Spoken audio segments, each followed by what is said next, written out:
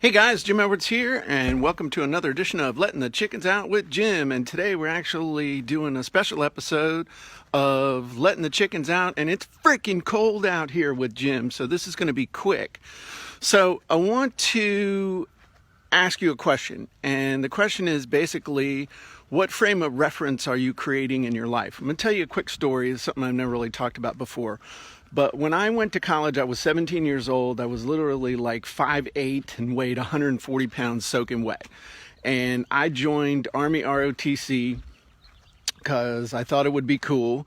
And the first couple weeks of the first semester, I saw these guys walking around with these, what I found out later, were jump wings on their chest. And these were guys that and ladies who had been to airborne school. And I was like, what is that all about? Because this was like a big deal. And basically you could, as an ROTC cadet, go to airborne school and jump out of airplanes. I was like, I'm in. And then I started to find out there were some pretty stringent physical requirements. And so they had this thing the second semester where you had to go every morning. You had to be at the gym at 6 o'clock in the morning. You had to work out, and they called it airborne PT. And it was tough, especially for someone who had never worked out before. And I mean, like, I was literally could do like 25 push-ups and 30 sit-ups. I couldn't even run 2 miles, but I said, okay, I'm going to do airborne PT. And up to that point, they had only ever sent 2 freshmen to airborne school.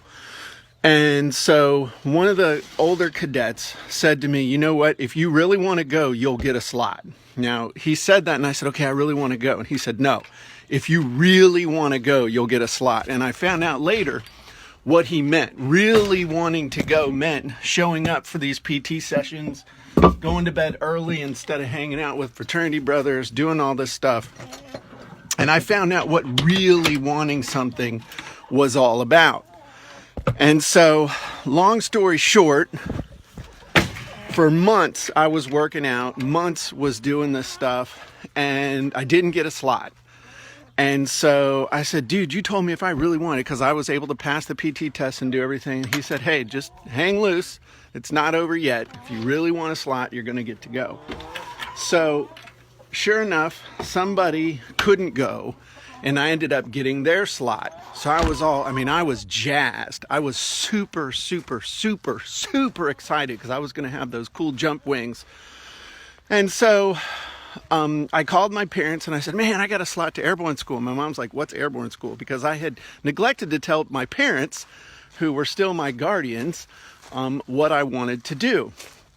Well, my mother and father freaked out, like got pissed, and said, you're not going. So they came down and talked to the colonel in charge of ROTC, told them that basically, I'd had childhood asthma, there was no way that I could do this, that my foot was messed up, and a bunch of other stuff.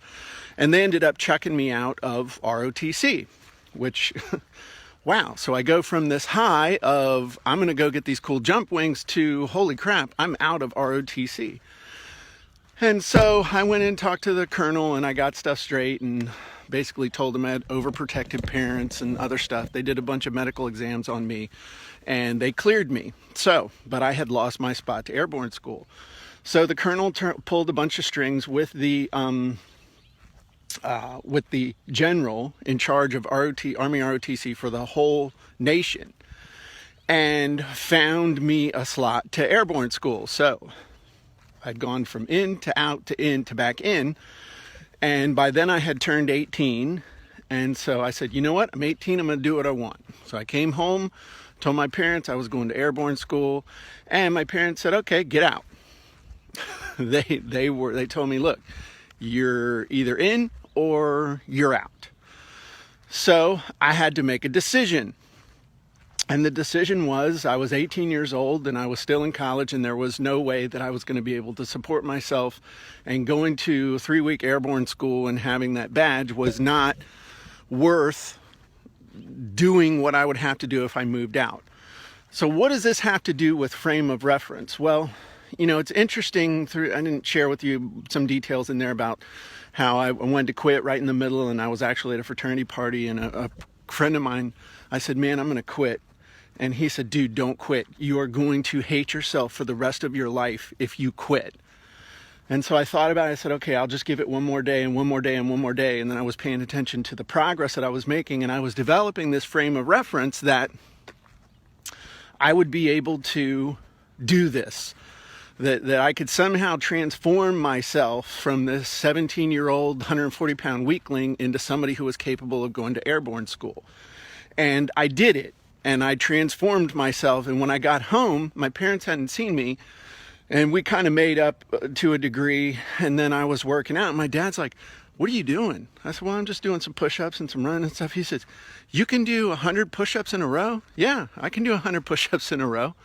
Oh my God. So see, I had the frame of reference that I could do it, but my parents had a frame of reference that said he's still a kid. And so we have to be really, really careful of the frame of reference that we're creating for ourselves at all times, especially in our business, as I wrap this up.